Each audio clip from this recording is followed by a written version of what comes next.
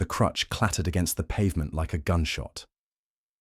Harper Quinn went down hard, her knees slamming into concrete as textbooks scattered across the university crosswalk. Grayson Harrington's sleek black SUV had missed her by inches. Deliberate. Calculated. Cruel. Inside the vehicle, laughter exploded. Brooke's phone was already recording, already captioning. Watch the crawl.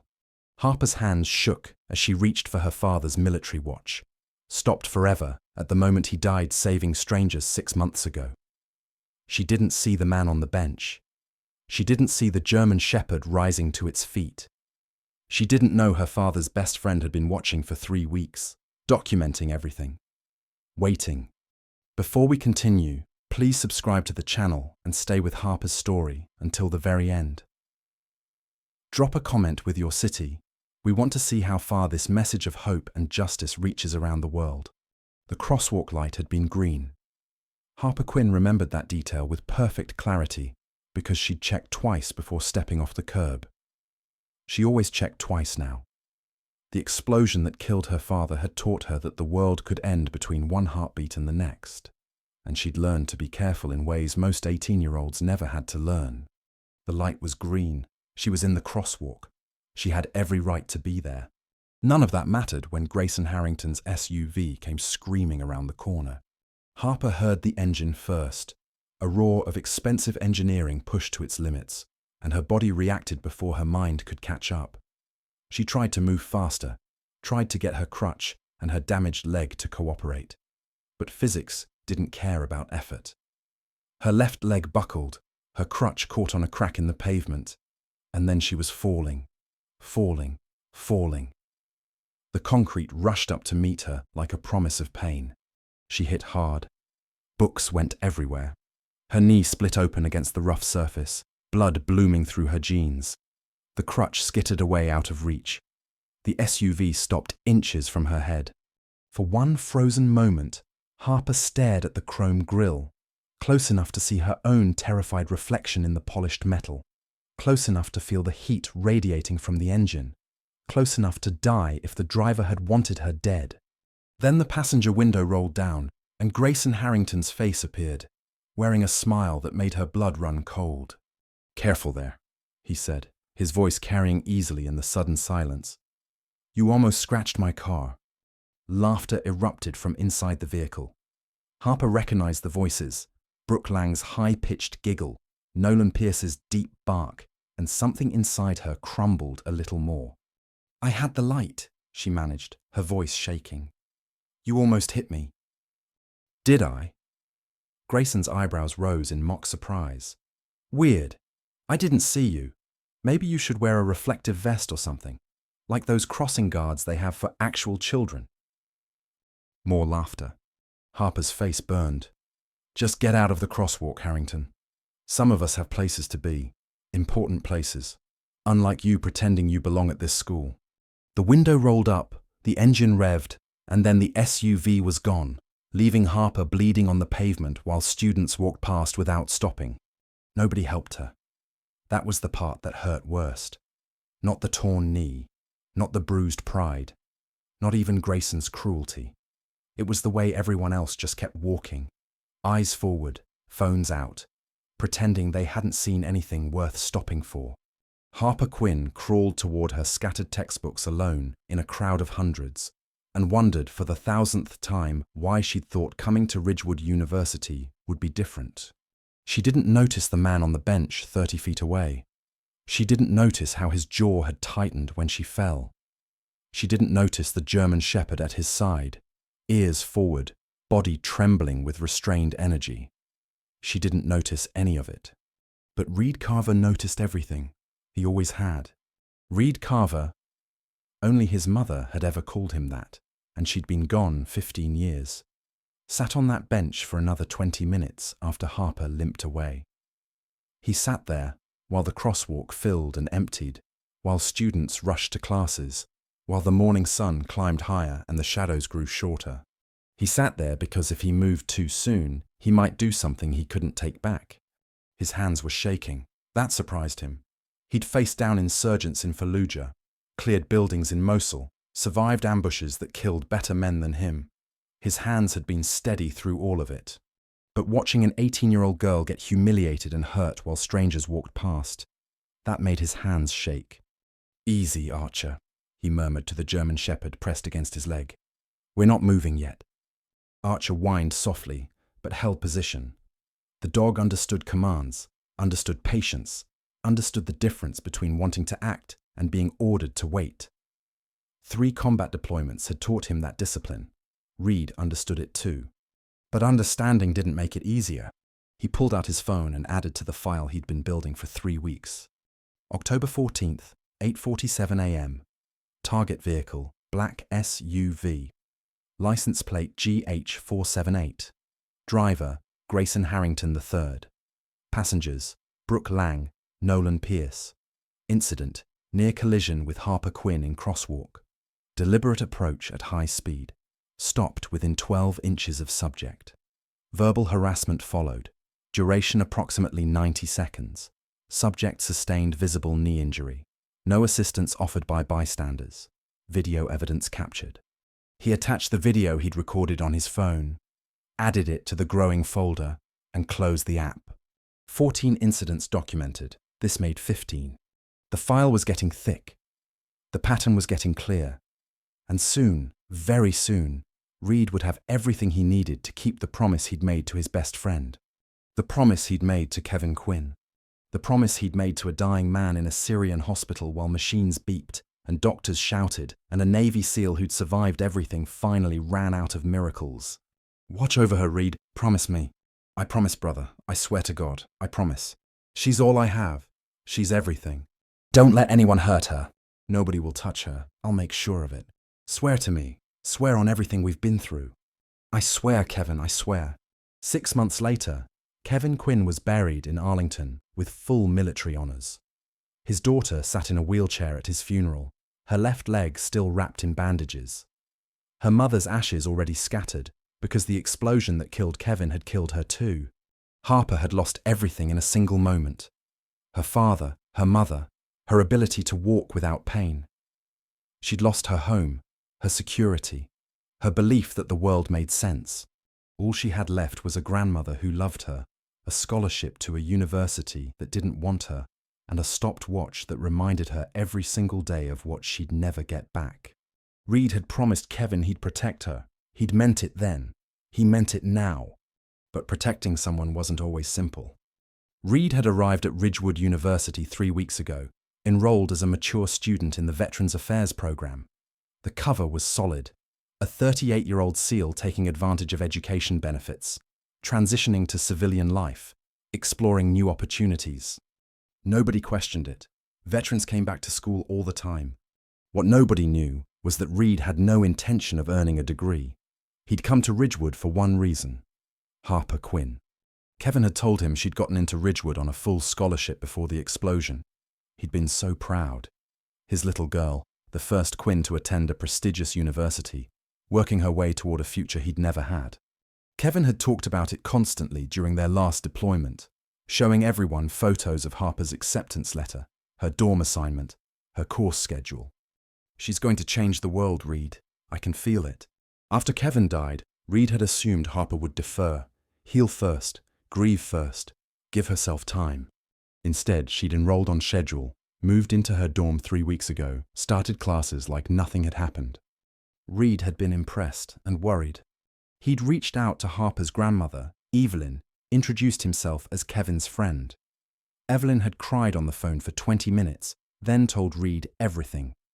How Harper refused to talk about her parents, how she pushed herself through physical therapy with terrifying intensity, how she insisted on going to Ridgewood even though Evelyn begged her to wait. "She says she has to," Evelyn had explained. "Says her father wanted her to go, so she's going. Won't hear any argument about it." "Is she okay, really?" "Number." Evelyn's voice had cracked. "She's not okay at all. But she won't admit it. Won't let anyone help. She just pushes through. Like if she stops moving, everything will catch up to her." That's when Reid had decided to come to Ridgewood himself. Not to hover, not to interfere, just to watch. Make sure Harper was safe. What he'd found instead had changed everything. Harper wasn't safe. She was being hunted. The first incident Reid witnessed happened on his third day on campus. Harper was leaving the library, struggling with a heavy backpack while managing her crutch, when a group of students accidentally bumped into her. She went down hard, books scattered. Someone laughed. Someone else said something Reid couldn't hear, but Harper clearly could, because her face crumpled like paper before she smoothed it out again. Reid had watched from a distance, forcing himself not to intervene, telling himself it was an accident, probably just carelessness. Nothing to worry about. Then it happened again the next day, and the next. By the end of his first week, Reid had witnessed 7 separate accidents involving Harper Quinn, all of them centered around the same group of students, all of them ending with Harper on the ground, or in tears, or both. That's when he started documenting. Grayson Harrington III, 18 years old, only son of Grayson Harrington Jr., real estate developer, university donor, member of the board of trustees. 2 buildings on campus bore the Harrington name. A third was under construction. Grayson had been raised to believe the world existed for his convenience, and he treated Harper Quinn like an inconvenience that needed to be removed.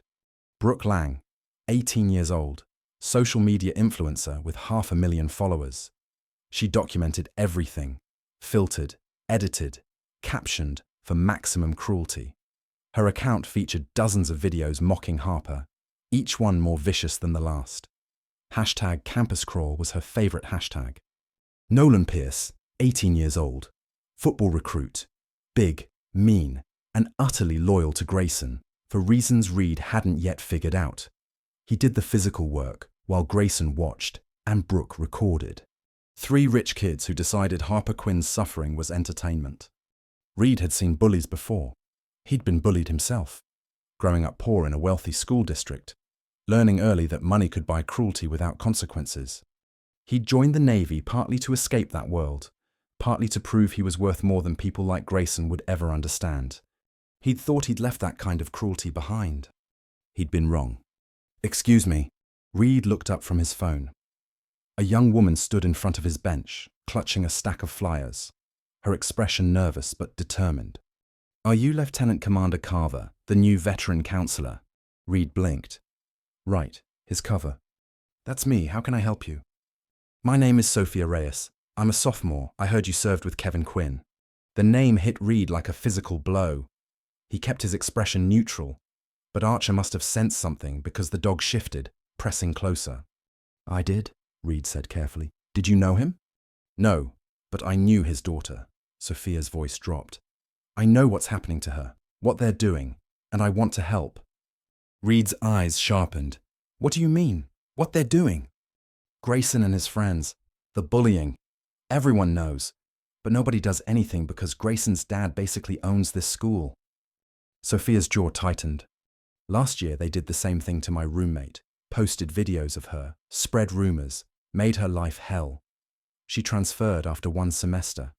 I thought about reporting it, but people who report Grayson's group tend to have problems. Bad grades, lost scholarships, accidents." Sophia glanced around nervously.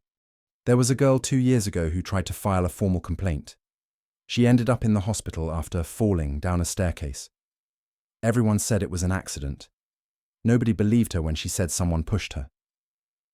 Reid felt something cold settle in his chest. "Did she report it?" "She tried. Her complaint disappeared. Her scholarship got revoked for academic reasons nobody could explain. She left school and never came back." Sophia's eyes glistened. "I heard she tried to hurt herself last year. Almost succeeded." The cold in Reid's chest turned to ice. "Sophia," he said quietly, "I'm going to ask you something, and I need you to be completely honest. Everything you've seen, everything you know, are you willing to document it? Write it down. Provide dates and details. Testify if necessary." Sophia hesitated. Fear flickered across her face. "They'll destroy me," she whispered. "Just like they destroyed the others." "Not if I destroy them first." The words came out harder than Reid intended, sharp with an anger he usually kept buried. Sophia's eyes widened. "You don't understand. Grayson's father has lawyers, connections, Money. He's gotten his son out of everything. Assault charges, harassment complaints. Nothing ever sticks. Reid leaned forward, and something in his eyes made her go still. I've spent 15 years taking down people who thought they were untouchable. Warlords, terrorists, men with armies and resources beyond anything Grayson Harrington's daddy can imagine. They all thought they were safe. They all thought nobody could touch them. He paused. They were wrong. Sophia stared at him for a long moment. Then slowly she nodded. What do you need me to do? Tell me everything from the beginning. By the time Sophia finished talking, Reid had filled 12 pages of notes. The pattern was worse than he'd imagined. Grayson's group didn't just bully randomly.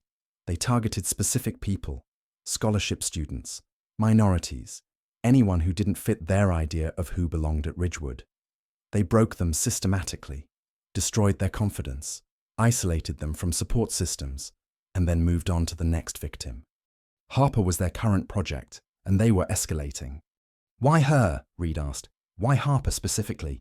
Sophia's expression darkened. Because she stood up to him. What do you mean?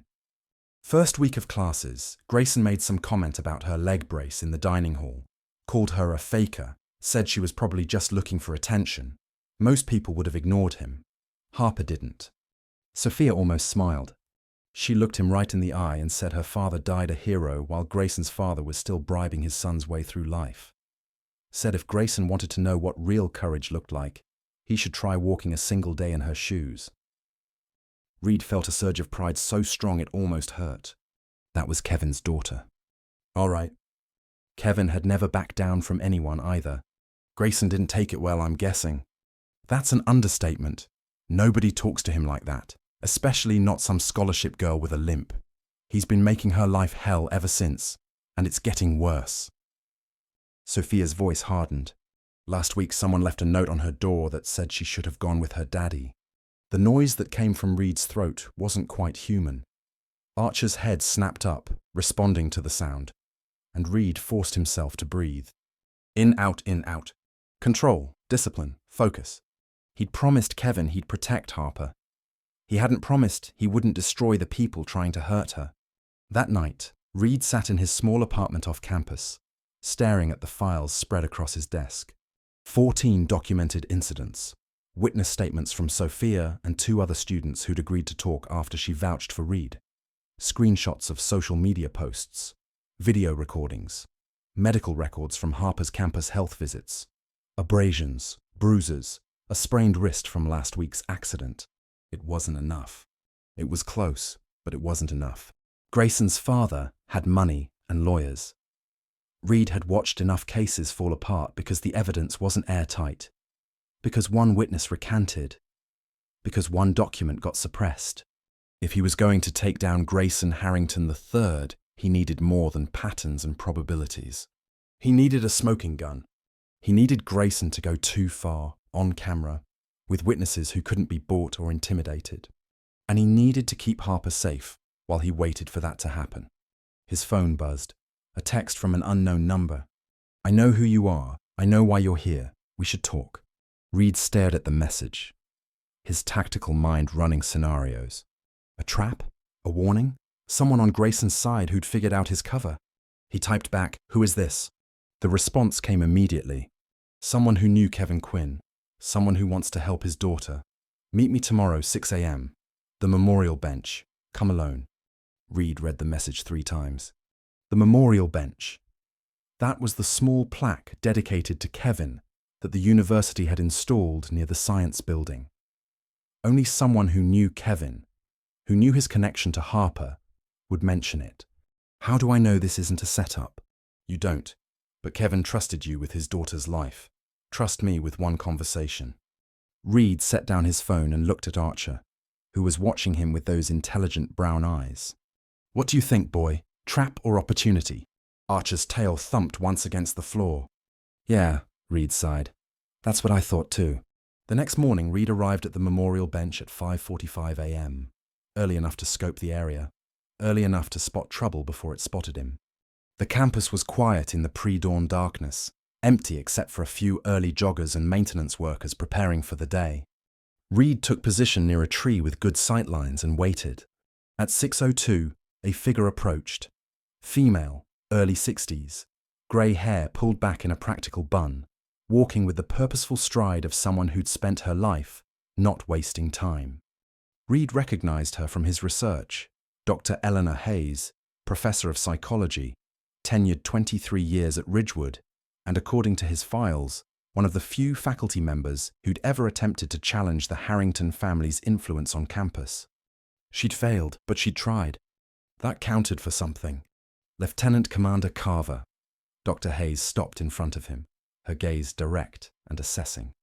Thank you for coming. You knew Kevin? I knew him through Harper. She was in my introductory psychology course before…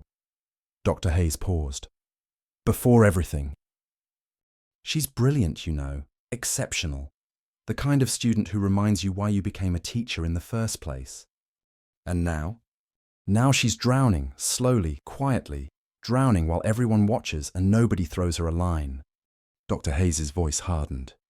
I've tried to help, filed reports, raised concerns with administration. Everything gets buried, everything gets explained away. The Harrington money is a black hole that swallows accountability. So why are you talking to me? Because I saw what you did. Dr. Hayes raised an eyebrow. 3 days ago, the incident near the library. Nolan Pierce knocked Harper's books out of her arms. You were sitting on a bench nearby. You recorded the entire thing on your phone. Did you think nobody was watching you while you watched them? Reid reassessed the woman in front of him. She was sharper than she looked, more observant. I'm building a case, he said finally, documenting everything. When I have enough. You'll never have enough. Not for the Harrington lawyers. Not for the Board of Trustees. Not for the system that's been protecting people like Grayson for generations. Dr. Hayes stepped closer. You need something they can't explain away, something public, something undeniable. I know. Then you also know that waiting is dangerous. Grayson is escalating. Every week he pushes further, tests limits, sees how much he can get away with. Her voice dropped. I've seen this pattern before with other targets. He breaks them slowly, then delivers a final blow that destroys them completely. What kind of final blow? It varies. With one student, it was a video that went viral, edited footage that made her look unstable. She lost her scholarship and her mental health in the same week. With another, it was planted evidence, drugs in his dorm room, a convenient anonymous tip, an expulsion that followed him everywhere he tried to transfer. Reid's blood ran cold. And with Harper? I don't know yet, but I know it's coming, and I know it's going to be bad. Grayson doesn't just want to humiliate her. He wants to destroy her, completely, permanently. Dr. Hayes' eyes met his. You promised her father you'd protect her. I'm telling you, that promise is about to be tested in ways you haven't anticipated. What do you suggest? I suggest you stop waiting and start acting. I have contacts, lawyers who specialize in civil rights cases, journalists who've been investigating the Harringtons for years. If we work together, pull our resources, we might actually be able to… Commander Carver. Both Reid and Dr. Hayes spun toward the new voice. Harper Quinn stood 10 feet away, clutching her crutch with white-knuckled fingers. Her face a mixture of confusion and something that looked like hope. You knew my father, she said quietly, didn't you? Reid's heart clenched. He'd wanted to approach her carefully, at the right moment, with the right words. Not like this, not caught off guard. But Harper was staring at him with Kevin's eyes, and all his careful plans crumbled to dust. Yes, he said, I knew him. He was my best friend. For how long?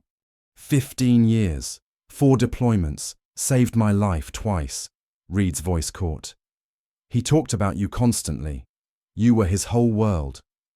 Harper's composure cracked, just for a second, just a flash of raw grief beneath the careful mask she wore. Then she pulled herself together with a visible effort. Why are you here? Because I promised him before he died. I promised I'd watch over you. Watch over me. Harper's laugh was hollow. You've been watching for 3 weeks. I've seen you. The man with the German shepherd who's always nearby when something happens. Her jaw tightened. You've been watching me get humiliated every single day. watching and doing nothing. Not nothing, documenting, building a case, waiting for what? For them to finally break me. For them to push me so far I end up like the girl from 2 years ago who tried to kill herself. Harper's voice rose. I know about her. Sophia told me. I know Grayson's done this before. I know his father buries everything, and I know that nobody ever makes him face consequences. Harper, don't tell me you're going to fix it. Don't tell me to be patient. Don't tell me it's going to be okay. Tears spilled down her cheeks. My father told me everything was going to be okay. He promised he'd come home. He promised we'd be a family again. And then he died, and my mother died. And now I can't even walk across a crosswalk without someone trying to run me over. She was breaking right in front of him. Harper Quinn was breaking, and Reid felt utterly helpless. Archer moved before Reid could stop him.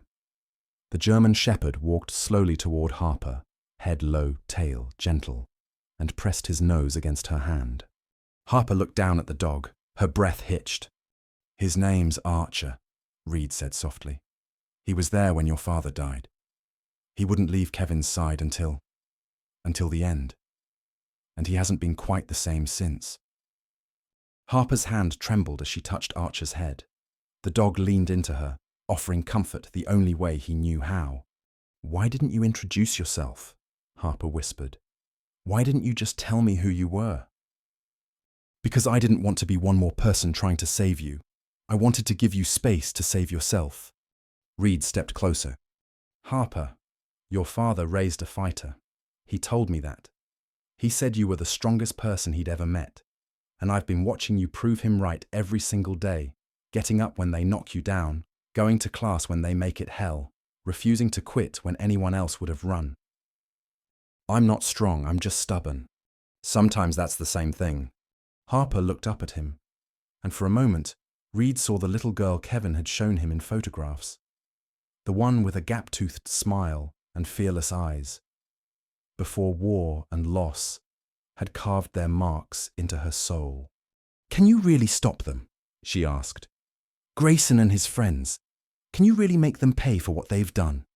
Reid thought about everything he'd documented, everything he'd learned, everything he was prepared to do. Yes, he said, I can. Promise me. The words echoed across 15 years, a hospital in Syria, a dying friend, a vow made in blood and grief. I promise, Harper. Reid's voice didn't waver. I promise on everything your father and I believed in. I'm going to stop them, and when I'm done, they're never going to hurt you or anyone else again. Harper held his gaze for a long moment. Then slowly she nodded. Okay, she said quietly. Tell me what I need to do. Reid felt something shift in his chest, something that had been locked away since Kevin's funeral. Finally loosening, finally finding purpose again. First, he said, we need to talk, all of us. Dr. Hayes, Sophia, anyone else who's willing to stand up. And then Reid looked at the memorial bench, Kevin's name etched in bronze, the promise it represented. And then we go to war. They met that evening in Dr. Hayes' office, the same cramped space that had become their war room. But this time, there were new faces at the table. Harper, Sophia, Dr. Hayes, and now Reid. The air was thick with tension and something that felt almost like hope. So, Sophia said, breaking the silence that had stretched too long, what exactly is the plan? Reid pulled out his phone and laid it on the desk. 23 documented incidents, 47 witness statements, over 3,000 screenshots of social media harassment, video evidence of 6 physical assaults. He looked at each person in turn. It's enough to file a federal civil rights complaint, maybe enough to press criminal charges. And it's not enough to beat Harrington's lawyers, Dr. Hayes said flatly. I've seen them work. They'll claim the incidents were accidents. They'll say the social media posts were jokes taken out of context. They'll produce character witnesses who swear Grayson is a saint. And then they'll bury the whole thing under so much legal paperwork that nobody will remember what they were fighting about. Then what's the point? Sophia demanded. If we can't win... I didn't say we can't win. Dr. Hayes leaned forward. I said we can't win the way Commander Carver is planning. Evidence and documentation are necessary, but they're not sufficient. What else do we need? We need Grayson to destroy himself. Harper looked up sharply. What does that mean? It means we need him to go so far, so publicly, that even his father's money can't make it disappear. Dr. Hayes' voice hardened. Grayson has a pattern. He escalates until he breaks his target. But he's also arrogant. He believes he's untouchable. If we can push him to escalate faster than he's planned, make him lose control in front of witnesses he can't buy. You want to use Harper as bait, Reid said. The words hung in the air like a blade. Dr. Hayes didn't flinch. I want to give Harper a choice. The same choice every victim has to make. Hide and hope it stops, or stand up and force a confrontation. Absolutely not. Reid's voice went cold. I promised her father I'd protect her. Using her as bait isn't protection. Neither is waiting. Harper's quiet voice cut through the argument. Dr. Hayes is right. Grayson isn't going to stop. He's going to keep pushing until he breaks me, or I break myself. Those are the only two endings he'll accept. Harper, no. Listen to me. She stood up, and despite the crutch, despite the leg brace, there was something fierce in her posture. My father spent his life running toward danger. He didn't wait for problems to come to him. He went after them. And I've been sitting here for weeks, letting Grayson and his friends turn me into a victim, because I thought that was all I could do. She was breaking right in front of him. Harper Quinn was breaking, and Reid felt utterly helpless. Archer moved before Reid could stop him. The German shepherd walked slowly toward Harper, head low, tail gentle, and pressed his nose against her hand. Harper looked down at the dog. Her breath hitched. His name's Archer, Reid said softly. He was there when your father died. He wouldn't leave Kevin's side until the end, and he hasn't been quite the same since. Harper's hand trembled as she touched Archer's head.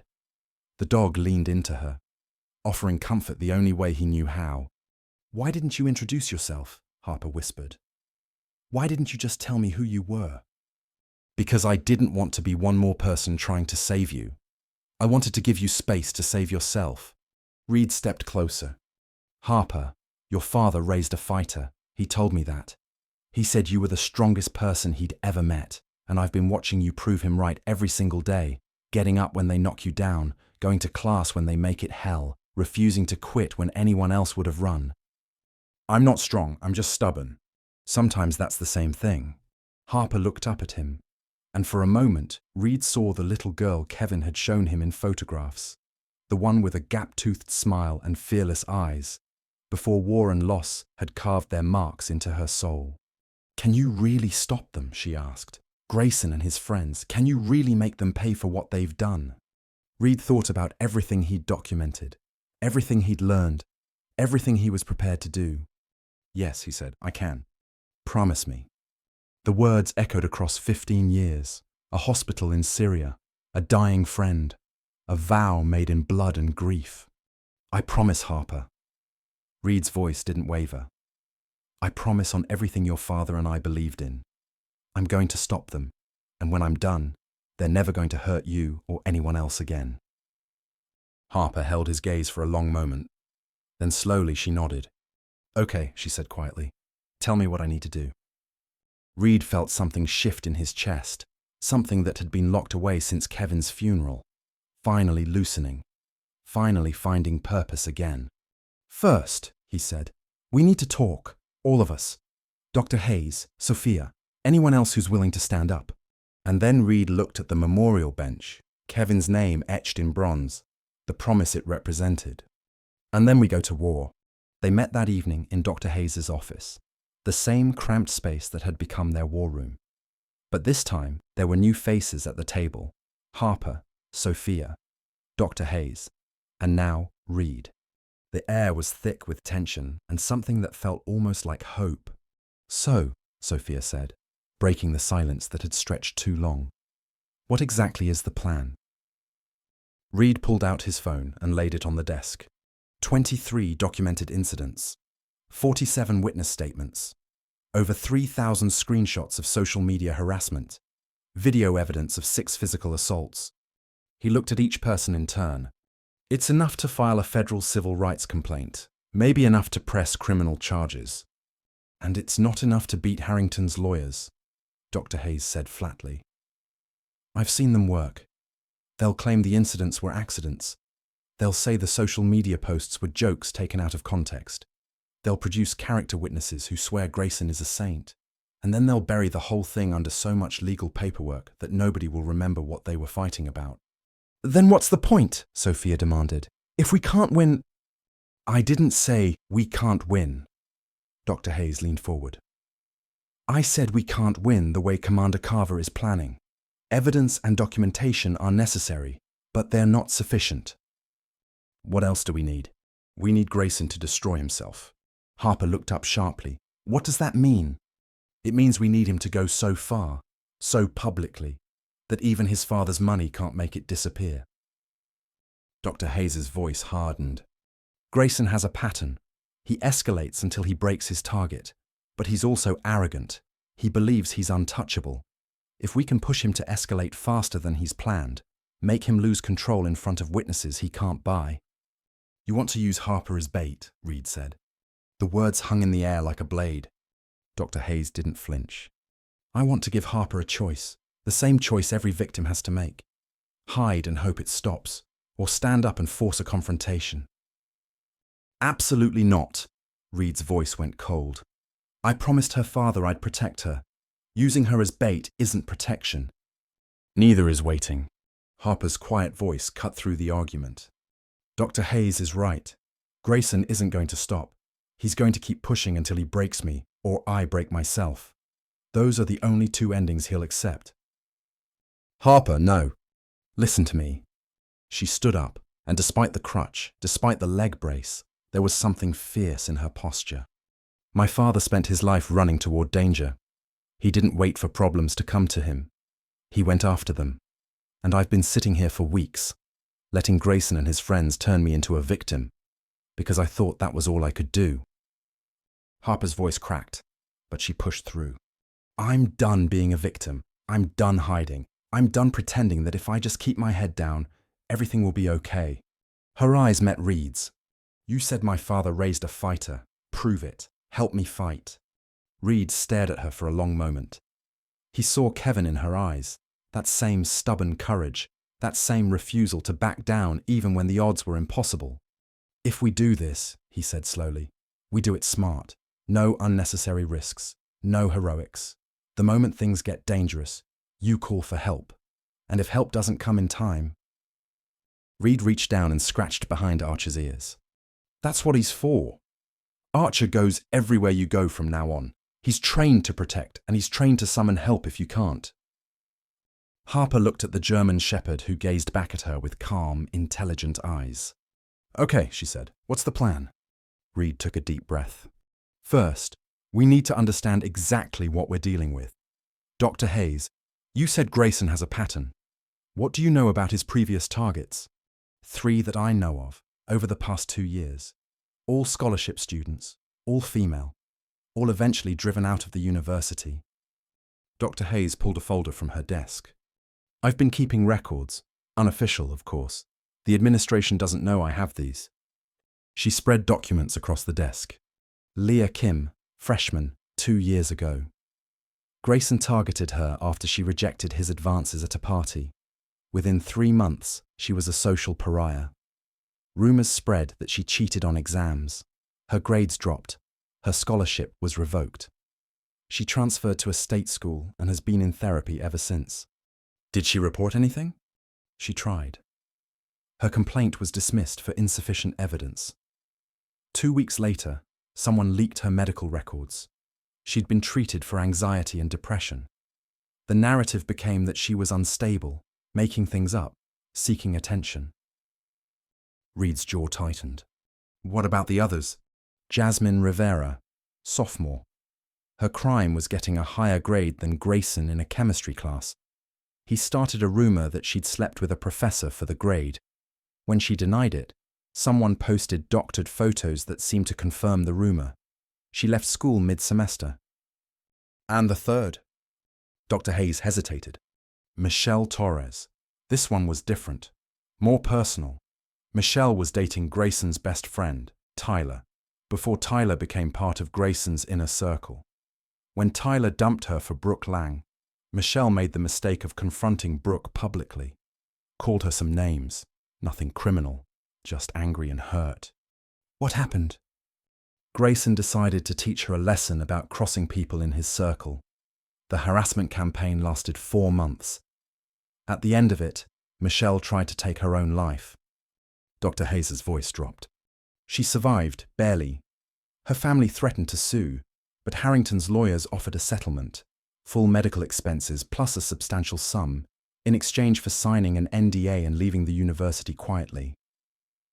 Harper's face had gone pale. They paid her to go away. They paid her to be silent. There's a difference. Dr. Hayes gathered the documents. Michelle can't talk about what happened without violating the NDA. Neither can her family. As far as the official record is concerned, she simply decided to pursue other opportunities.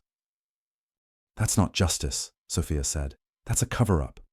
Welcome to Ridgewood, Dr. Hayes replied grimly.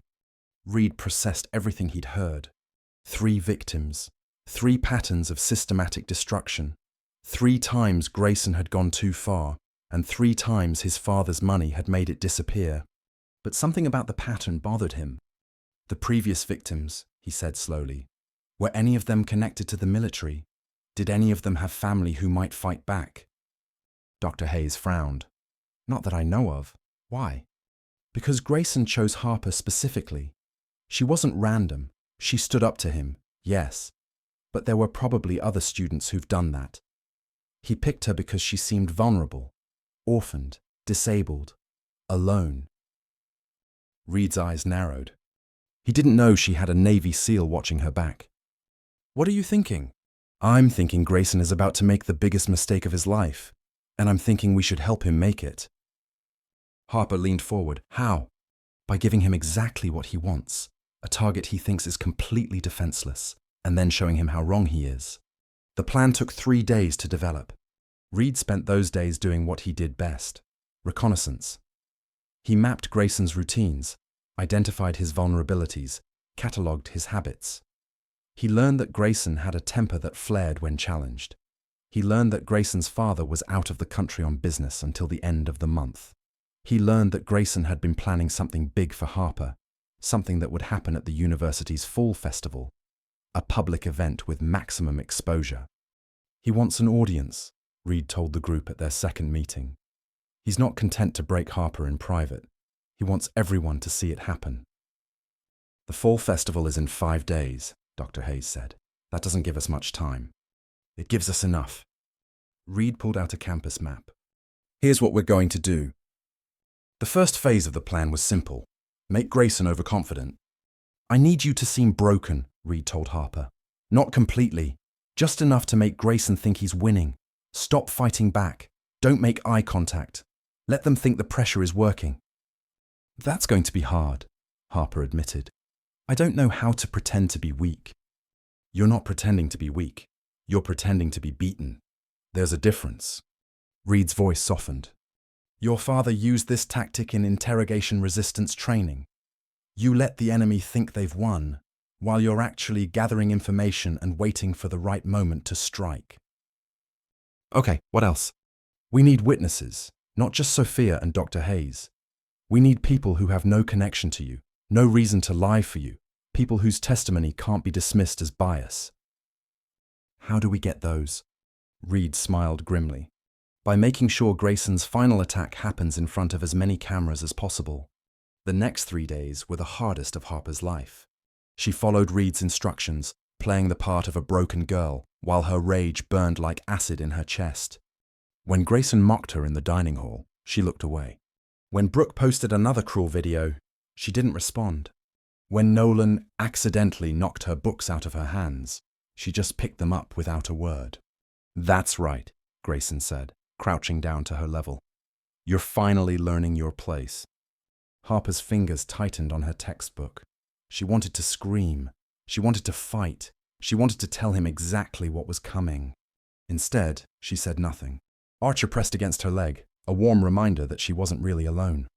Grayson's confidence grew with every encounter. He stopped being careful, started harassing Harper in front of larger groups, louder, more openly. He was testing limits, seeing how far he could push without consequences. Reid documented everything. The file grew thicker, the evidence grew stronger, and the fall festival drew closer. The night before the festival began, Reid received an unexpected message. It came through an encrypted channel he'd set up for emergencies, a number only a handful of people knew. The message was simple. "I know what you're planning. We should talk. Same place, same time." Reid stared at the message, his instincts screaming warning. Someone knew, someone had penetrated their operation. He replied, "Who is this?" The response came immediately. "Someone who wants to help. Someone who was at the hospital when Kevin died." Reid's blood went cold. He'd been at that hospital. He'd held Kevin's hand. He'd made the promise that had brought him here. Who else had been there? He arrived at the memorial bench at 5 a.m., armed this time, a concealed carry permit and 15 years of training, making him more dangerous than any weapon could. Archer walked at his side, alert to every shadow. A figure emerged from the darkness, male, late 30s, moving with the same controlled economy that Reid recognized from his own training. Commander Carver. The man stepped into the dim light, and Reid felt the world tilt. Senior Chief Javier Morales, Kevin Quinn's other best friend, the third member of their team, the one who'd been medevaced out with shrapnel wounds 3 days before Kevin's final mission. "I heard you were here," Morales said.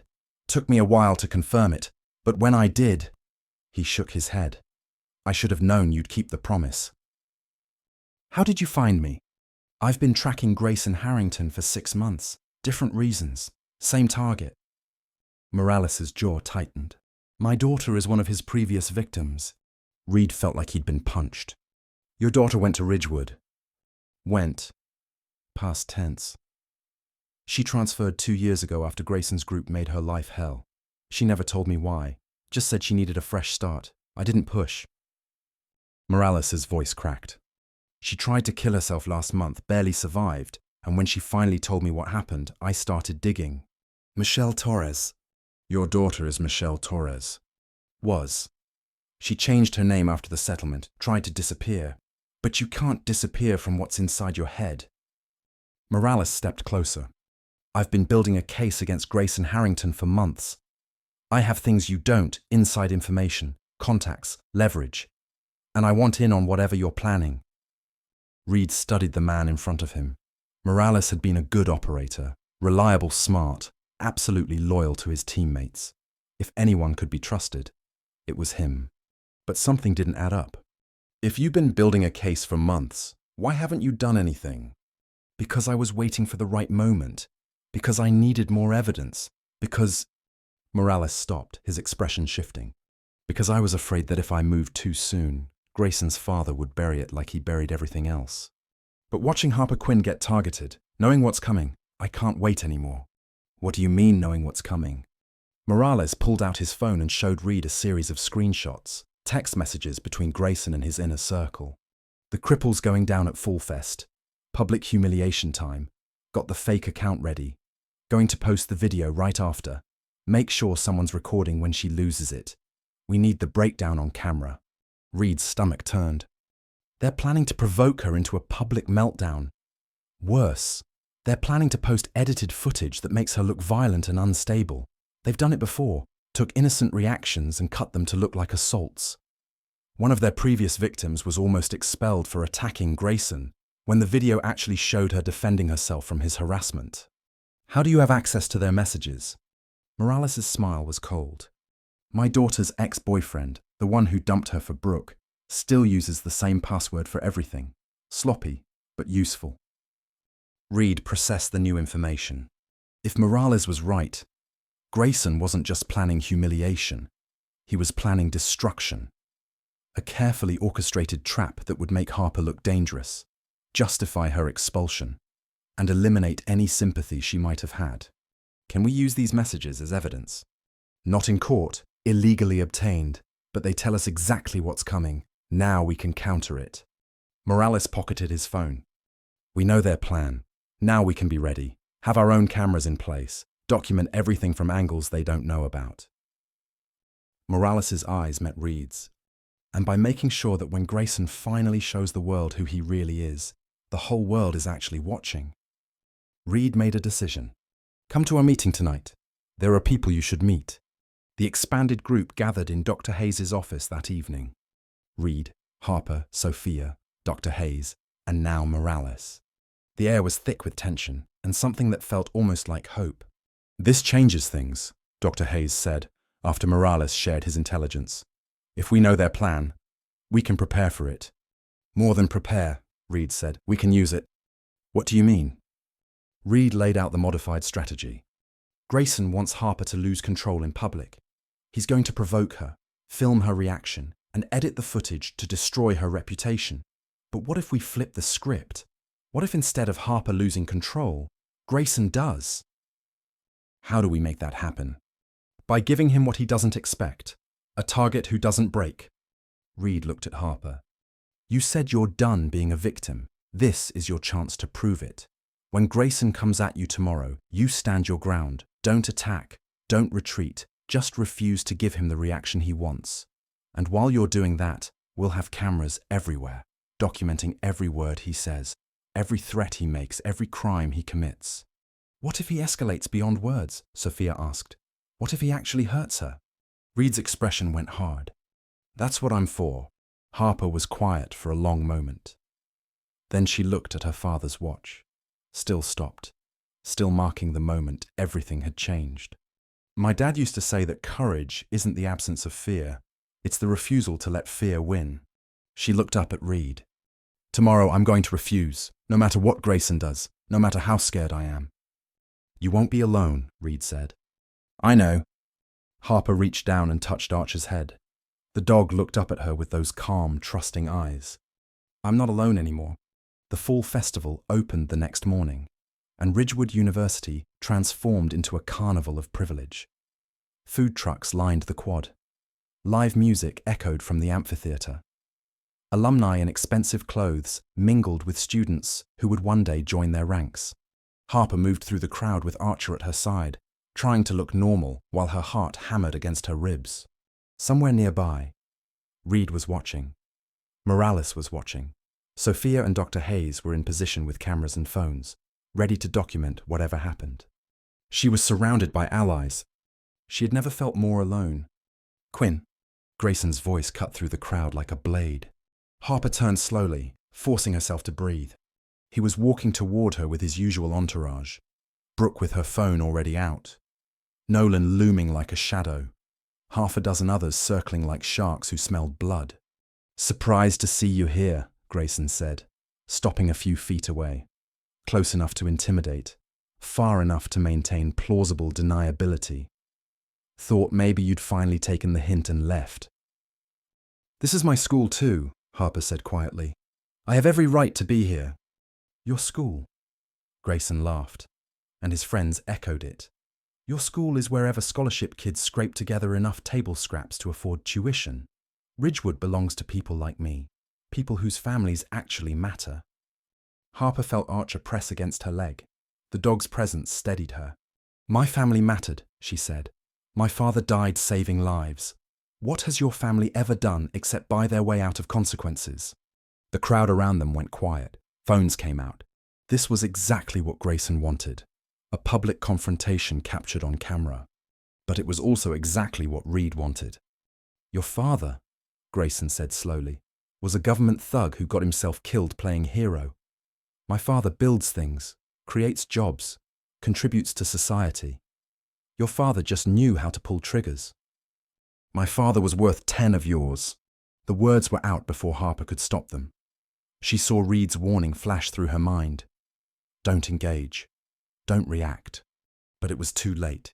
The line had been crossed. Grayson's face contorted with rage. What did you say? You heard me. Harper's voice didn't waver. My father was a hero. Yours is a coward who hides behind lawyers and checkbooks. And you're worse than both. A bully who picks on people who can't fight back because you're too weak to face anyone your own size. The crowd pressed closer. Phones were recording. Grayson's hand shot out and grabbed her crutch. Time seemed to stop. Harper saw the movement, felt the crutch yanked from her grip, felt herself start to fall. She saw Brooke's phone tracking every moment. She saw Nolan moving forward, ready to catch her in a way that would leave bruises. And then she heard Archer bark. Not the gentle sound he made when greeting friends. A sharp, commanding bark that froze everyone in place. The German shepherd positioned himself between Harper and Grayson, teeth bared, body rigid with controlled aggression. He didn't attack. He didn't need to. The threat was clear enough. "What the hell?" Grayson stumbled backward, nearly falling himself. "Get that animal away from me." "He's a service dog," Harper said, finding her balance despite the missing crutch. "Trained to protect, and right now, he sees you as a threat." "I'll have that thing put down." "I'll sue you for..." "For what?" Reid's voice cut through the crowd as he stepped forward, phone held high. "For documenting your assault on a disabled student, for recording you stealing her mobility aid, for capturing the moment you threatened a young woman whose father gave his life for this country." Grayson spun toward the new threat. His face went white. "Who are you?"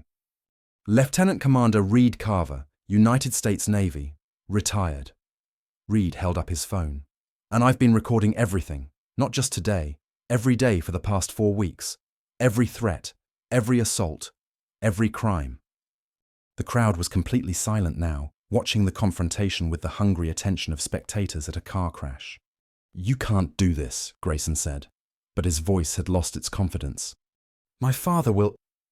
"Your father is in Tokyo for another 2 weeks. I checked, and by the time he gets back, this footage will be everywhere. News outlets, social media, every lawyer in the country who specializes in civil rights cases." Reid's smile was cold. "You wanted a public humiliation? Congratulations. You got one, just not the one you planned." Grayson looked around wildly, at Brooke, who had lowered her phone, her face pale, at Nolan, who was backing away like he wanted no part of this, at the crowd, who were no longer watching Harper. They were watching him. "This isn't over," Grayson said, but the words sounded hollow. "You're right," Reid replied. "It's just beginning." 2 days later, the video went viral. Not Brooke's carefully edited footage. Reid's raw recordings, showing Grayson grabbing Harper's crutch, threatening her, admitting that he'd been systematically targeting her. The clips spread across social media like wildfire, racking up millions of views in hours. The university issued a statement expressing deep concern and announcing an investigation. The Harrington family's lawyers released their own statement, denying any wrongdoing. And Harper Quinn sat in her dorm room with Archer at her feet, watching her phone explode with messages of support from strangers who'd seen what happened. "It's not enough," she said quietly.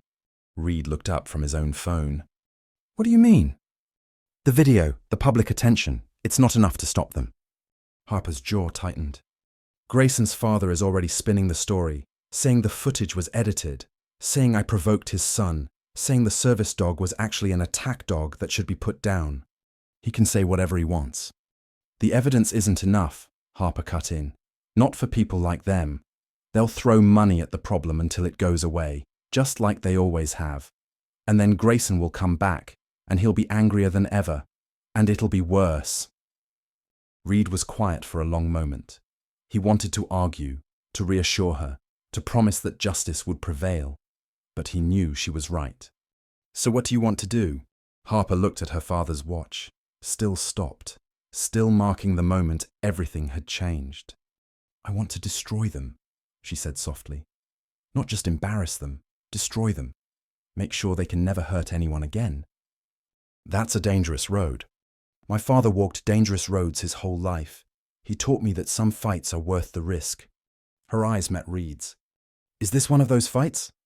Reid thought about Kevin, about the promise he'd made, about the kind of man his best friend had been, the kind who didn't back down, didn't surrender, didn't stop until the mission was complete. "Yes," he said finally, "this is one of those fights." "Then show me how to win it." Reid pulled out his phone and made a call he'd been hoping to avoid. "This is Commander Carver," he said when the line connected. "I need to speak with the Department of Justice Civil Rights Division. I have evidence of systematic harassment, disability discrimination, and conspiracy to commit assault."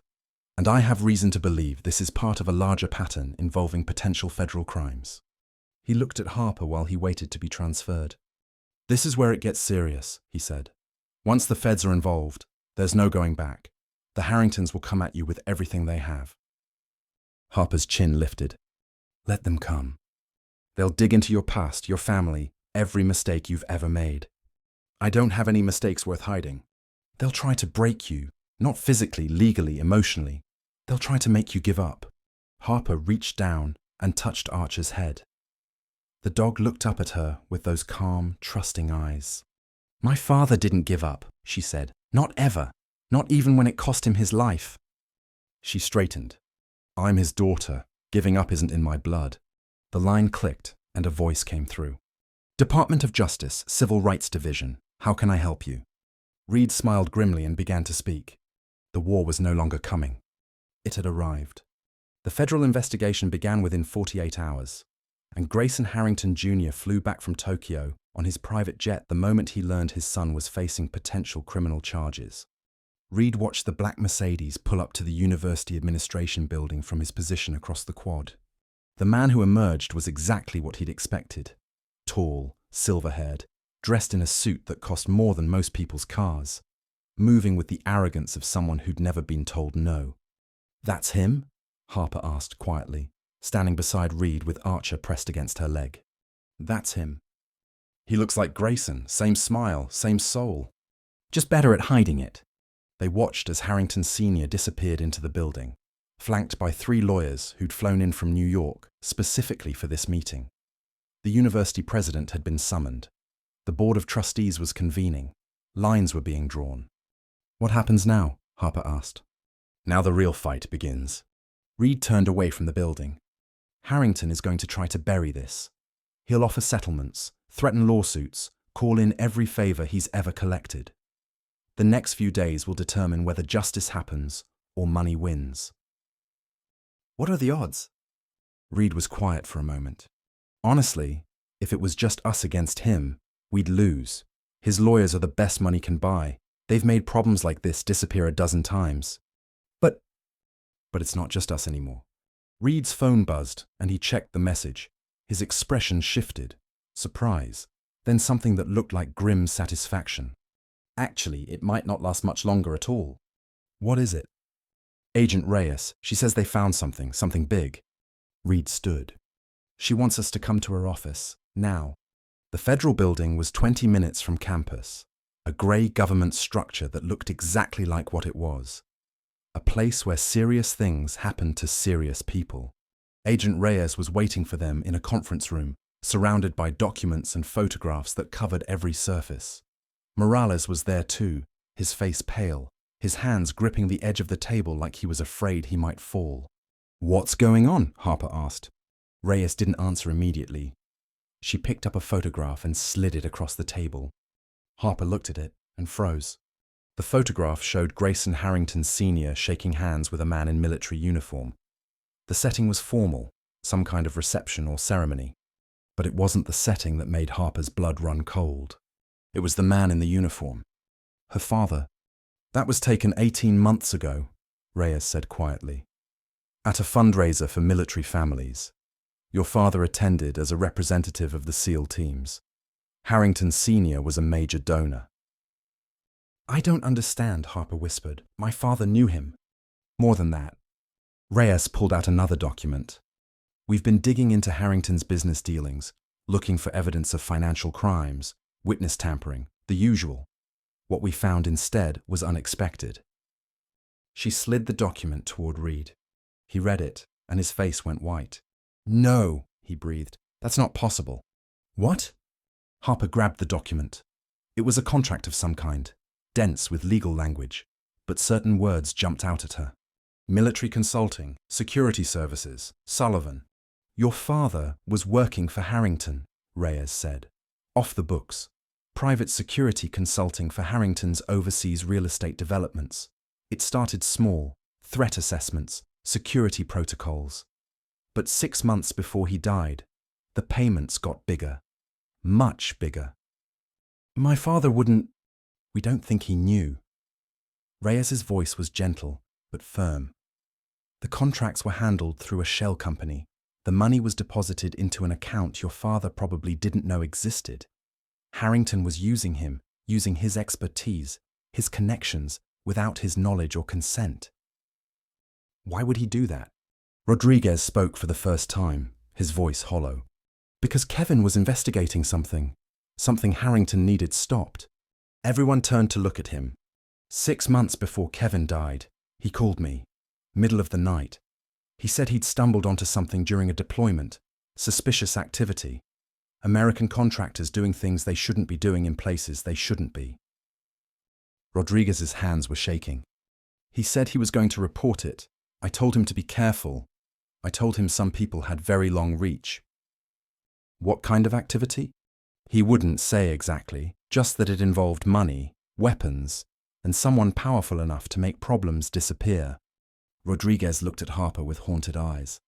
3 months later, Kevin was dead, killed in an operation that shouldn't have happened, in a location that didn't make tactical sense, following orders that came from somewhere outside the normal chain of command. The room was completely silent. Harper felt like the world was spinning, like everything she'd believed was crumbling beneath her feet. Her father, her hero, her protector, the man she'd spent 6 months mourning, had been murdered by the same family that was now trying to destroy her. Are you saying... Her voice was barely a whisper. Are you saying Harrington had my father killed? I'm saying we need to investigate that possibility. Reyes's tone was careful, measured. The evidence is circumstantial right now. The connection between Harrington's business dealings and your father's death isn't proven, but it's enough to expand the investigation significantly. Significantly how? We're no longer looking at civil rights violations. We're looking at potential murder for hire, conspiracy, possibly treason, depending on what your father discovered. Reyes stood and walked around the table to face Harper directly. Miss Quinn, I need you to understand what this means. If we pursue this line of investigation, it's not going to be safe. The Harringtons have already shown they're willing to destroy lives to protect their secrets. If they find out we're looking at your father's death, then they'll try to destroy me too. Harper's voice was steady now, cold with a fury she'd never felt before. Let them try. Harper, no. She turned to face Reid. You told me my father died a hero. You said he gave his life protecting people. But what if that's not true? What if he died because he found out something he shouldn't have? What if he was murdered by the same people who were trying to destroy me? We don't know that for certain. Then let's find out. Harper's eyes blazed. I came to Ridgewood to honor my father's memory, to build the life he wanted for me. Instead, I found the people who might have killed him. And you're telling me to be careful, to be safe. My father wasn't safe, my father was brave, and so am I. Reid stared at her for a long moment. He saw Kevin in her eyes, that same fire, that same refusal to back down. Okay, he said finally. We do this together, but we do it smart. How? We need more evidence. The connection between Harrington and your father's death is thin. We need documents, witnesses, something concrete. Reid turned to Reyes. Where do we start? The shell company that handled the contracts. It's registered in Delaware, but the actual operations ran through an office here in Connecticut. Reyes pulled up an address on her phone. We've been trying to get a warrant for weeks, but Harrington's lawyers keep blocking us. Legal technicalities, jurisdictional issues. What if someone got inside without a warrant? Rodriguez asked quietly. That would be illegal. Any evidence obtained would be inadmissible. But it would tell us if we're on the right track. Point us toward evidence we could obtain legally. Reyes was silent for a moment. Then she looked away. I can't condone illegal entry into private property, and I certainly can't be present if something like that were to happen. She picked up her jacket. I have a meeting across town. I'll be gone for approximately 3 hours. She walked out without looking back. Reid and Rodriguez exchanged glances. You thinking what I'm thinking? Probably. Reid looked at Harper. You're staying here. Like hell I am. Harper, this isn't like the campus stuff. If you get caught, you'll need someone who isn't inside to call for help. Harper's jaw set. I'm coming, but I'll stay in the car with Archer. Backup, not front line. Reid wanted to argue. Every protective instinct he had was screaming at him to keep her safe, to leave her behind, to handle this himself. But he'd learned something about Harper Quinn over the past weeks. She wasn't the kind of person who stayed behind. She was Kevin's daughter through and through. Fine, he said. But the moment things go wrong, you call Reyes and get out of there. Promise me. I promise. 3 hours later, they were parked outside a nondescript office building, watching, waiting, planning. Inside that building were the answers they needed. And one way or another, they were going to get them. Reid moved through the darkness like he'd been born for it. Rodriguez at his 6. Both men falling into rhythms they'd practiced 1,000 times in places far more dangerous than a Connecticut office building. The security system was basic, civilian grade, the kind that kept honest people honest, but posed no real challenge to anyone with training. Reid disabled the alarm in under 30 seconds while Rodriguez covered the entrance. Clear, Reid whispered into his earpiece. In the car outside, Harper sat with Archer, watching the building, her heart pounding so hard she could feel it in her throat. The radio crackled with Reid's voice, distant and distorted, but alive. We're in, maintaining radio silence until we find something. Then nothing, just static and darkness and the weight of waiting. Harper looked at Archer, who was watching the building with the same intensity she felt. They're going to be okay, she whispered. They have to be okay. Archer's tail swept once across the seat, not quite agreement, just presence. Inside, Reid and Rodriguez moved through the office systematically, checking rooms, photographing documents, looking for anything that might connect Harrington to Kevin Quinn's death. The main office was locked. Rodriguez pulled out a set of pics while Reid kept watch. You learned that in the Navy? Reid murmured. Learned it from my daughter's ex-boyfriend, the one who gave us Grayson's messages. Rodriguez's hands moved with practiced ease. Turns out he had some useful skills before he became a complete waste of oxygen. The lock clicked, the door swung open, and both men froze. The office wasn't empty. A man sat behind the desk, his face illuminated by the glow of a laptop screen, his eyes fixed on them with an expression that combined fear and something that looked almost like relief. You're the SEALs, the man said. The ones investigating Harrington. Reid's hand moved toward his concealed weapon. Who are you? My name is Thomas Chen. I'm Harrington's accountant, and I've been waiting for someone like you for 3 years. The standoff lasted maybe 5 seconds. 5 seconds where Reid calculated.